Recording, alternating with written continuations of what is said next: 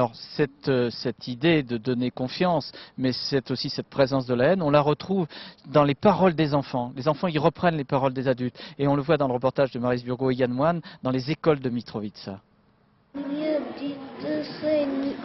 2 heures de cours par jour, c'est peu, mais c'est un début et c'est aussi une revanche. Pendant des années, ces petits Albanais ont étudié dans des écoles clandestines. Leurs professeurs refusaient alors d'appliquer les programmes de Belgrade. Pour pouvoir enseigner dans leur propre langue, ils furent obligés de quitter le système éducatif légal. Alors aujourd'hui, ne comptez pas sur ces écoliers pour accepter des petits Serbes sur les mêmes bancs qu'eux. Non, jamais. Ils ont commis trop de crimes.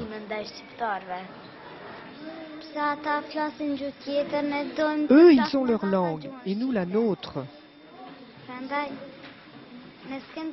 Alors nous, on ne veut pas parler comme eux.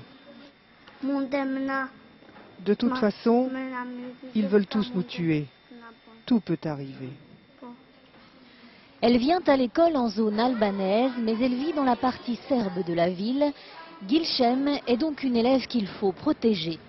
Les soldats de la KFOR l'escortent matin et soir. Elle grandira donc avec ses souvenirs de retour d'école en blindé. Difficile pour elle pour l'instant de voir les Serbes autrement qu'en ennemis jurés. Et de l'autre côté, la défiance est la même.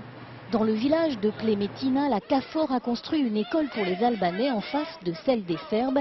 Il était impossible de faire cohabiter les uns et les autres entre les mêmes murs, mais l'idée était au moins de les rapprocher. C'est finalement un échec, les professeurs se débrouillant pour que les récréations ne tombent jamais en même temps.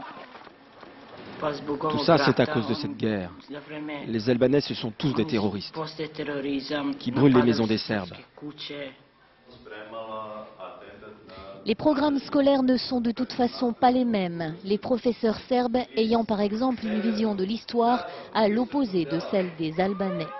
L'école multiethnique au Kosovo est aujourd'hui un rêve figé dans les gestes de victoire et de revanche des uns et des autres.